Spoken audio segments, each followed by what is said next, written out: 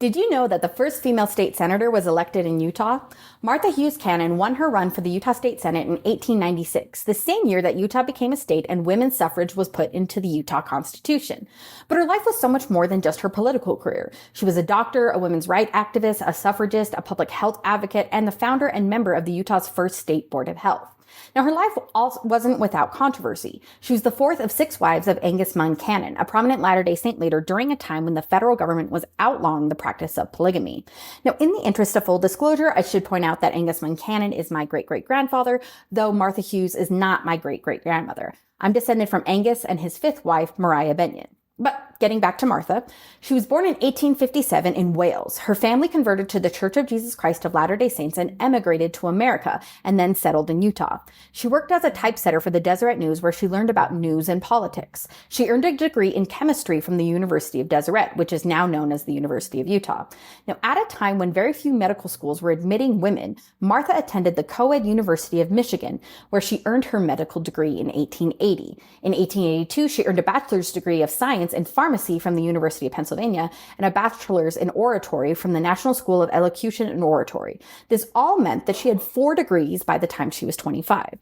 Now, Martha returned to Utah and began her medical practice first in her own private practice and then later at the Deseret Hospital. She was a proponent of the then new germ theory of disease and gave training classes for nurses and lecturers on obstetrics. Now, it was while she was working at the hospital that she met Angus, who was the superintendent there.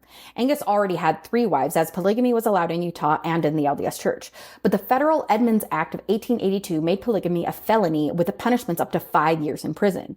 Martha was called to testify in court about polygamy, but she evaded federal authorities and she went to Europe with her young daughter to visit family and wait out her warrants. Now, before she left, Angus married my great-great-grandmother, Mariah Benyon, and while she was gone, he married his 6th wife, Joanna Danielson.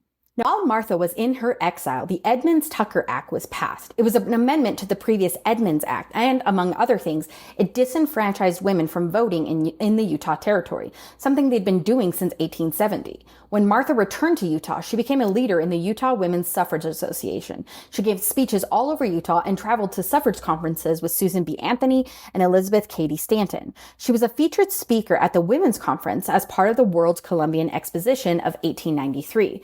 She then traveled to Washington, D.C. to give a report to a congressional committee about the suffrage movement in Utah.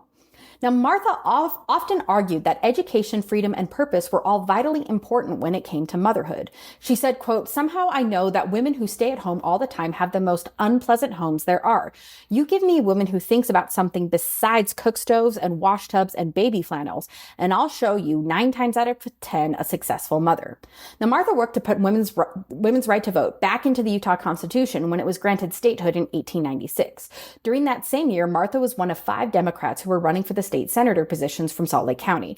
Her husband Angus was among the Republican candidates, and the 5 candidates with the largest number of votes won the seats. On November 3rd, 1896, Martha Hughes Cannon became the first woman elected as a state senator in the United States, defeating her husband and all the other candidates.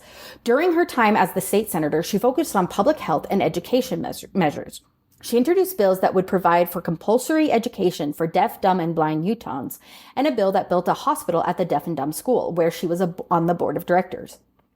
She also established the Utah State Board of Health, sponsored the state's first pure food law, set up a commission for the regulation regarding contagious diseases, and advocated fiercely for vaccines during a time when religious leaders were divided on the subject. Now, after leaving the state legislature, Martha continued to work and advocate for public health initiatives. She died in 1932 and was buried in the Salt Lake City Cemetery next to Angus and his 5 other wives. Now, the legacy of Martha Hughes Cannon will soon be enshrined at the United States Capitol National Statuary Hall. Each state has allowed 2 statues of prominent people from their state. Martha's statue, which originally sat in the Utah State Senate building, will join a statue of Brigham Young.